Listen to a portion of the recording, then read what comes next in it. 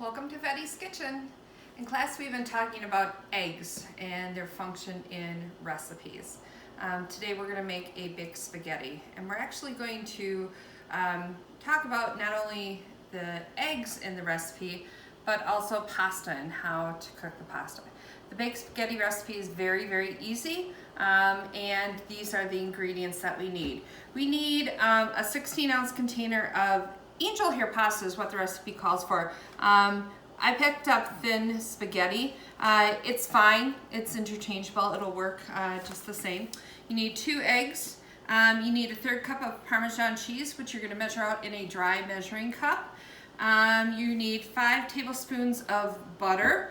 The recipe does ask for this to be melted. I'm going to put it into probably a glass measuring cup to melt it, rather than a container like this, because a glass measuring cup is going to have that handle, which is going to be nice for when me pouring it out. I need 2 cups of cottage cheese. I prefer to go with the small cottage cheese. It does call for 4 cups of shredded mozzarella, which I know is a lot. You could cut this in half.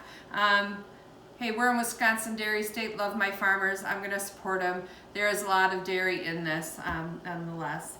And then it does call for a jar of spaghetti sauce, whatever your preference is. You can put it on top or you can put it on the side when it's done. The very first thing that we need to do is we need to make our pasta, and we need to have it made already before we go into the next spot. So I want you to come over to the stove, and I want to talk to you a little bit about how to make the spaghetti, or how to make the angel hair pasta. In the container here, in the kettle, you'll see that I have it filled about 2/3 full of water. And the biggest thing when you cook pasta is it needs to be at a rolling boil. So you can kind of see how the bubbles are starting to come up to the surface. It's not at a rolling boil yet, but it's getting there. I don't want to put the pasta in too soon, because if I put it in at this point, it's just going to stick together. I need it to be at that rolling boil. So okay, so you can see in my kettle here, I have the water going. The kettle itself is about 2/3 full of water, which is about the right amount of water that I need. I need to have enough water in this container so that when I do put the pasta in, it really kind of moves around freely in that water. That's a key element. The other key element is I have this water at a rolling boil like it currently is. That's going to keep the pasta also from not sticking to each other. Another thing that I did is when I first put this water on the stove, I added some salt to it just to give it a little bit of flavor. It's completely up to you if you want to do that. Now I'm going to leave these noodles whole, and I'm going to put them all in there at once. Some people use different utensils. I actually find that tongs are the best thing to use. Now you'll see when I put it in, it stopped boiling, but it's going to come right back up to a boil pretty darn quick. But what I usually do is when I first put it in, I will move it around a little bit just to get it into that water and just to make sure that it's not sticking. You can see how it's starting to come to a boil. Now I want you to notice something else. You see these little white suds that are coming to the top? I often describe to my class that it looks like soap suds. That's actually the starch that's starting to come out of the pasta. When pasta boils over, what happens is all that kind of comes up to the surface and it comes out of the top. A lot of people talk about different ways to prevent pasta from boiling over. You will have some people who say throw a little bit of oil into the water, and that will prevent it, which it does, because what that really does is the oil wraps around each of the little starch molecules. But honestly, what I do is I wait until it gets back to a boil like this. If I have enough room, if I have a pot that's big enough, one, it's not going to boil over the top. But if I have that fear, all I'll do is I'll just turn down the temperature a little bit. And that'll be enough that it keeps at a rolling boil, but that it's not going to boil over the top, because you don't want that.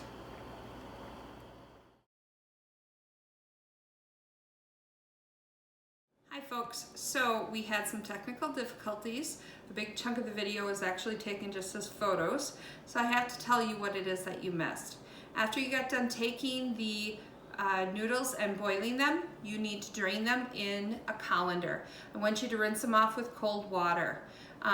Then what I want you to do is I need you to get a bowl, take your 2 eggs, crack them into the bowl.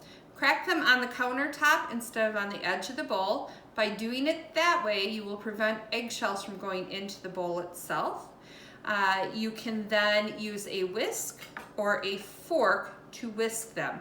My advice is actually to use the fork, not the whisk for this, simply because the next thing you're going to do is you are adding in Parmesan cheese and butter, and you're going to add the noodles back into it.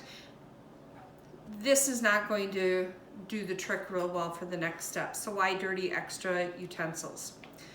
You will whisk the eggs. Once you have the eggs whisked, add the Parmesan cheese into it. You need to have the 5 tablespoons of butter melted, but melt it and let it cool just a little bit before you add it into the eggs so you don't cook the eggs.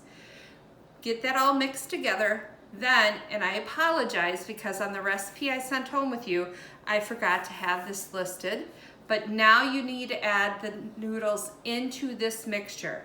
Mix it up really well, put this bowl aside, and now get your 9x13 pan.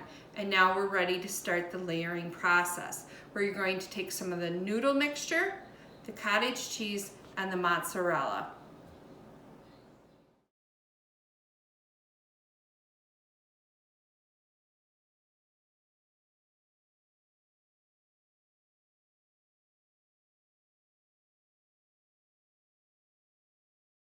All right, we just had a little technical difficulty. I apologize for that. So I actually did some work without you seeing it. I'm just going to have to explain what I did. You need a 9x13 pan. You're going to take some spray and spray the bottom of the pan. And then you're going to take half of your noodle mixture, put it into the bottom of the pan, and then you are going to take half of the cottage cheese and put it over the top of it. Then you're going to take 1 of the bags of mozzarella, so 2 cups worth, and put it on top of the noodles.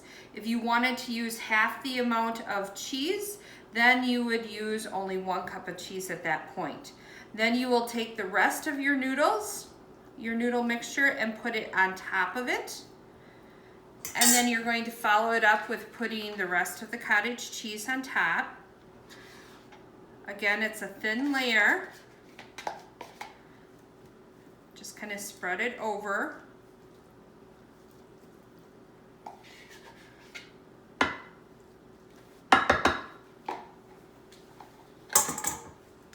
And then you top it off with the rest of the mozzarella.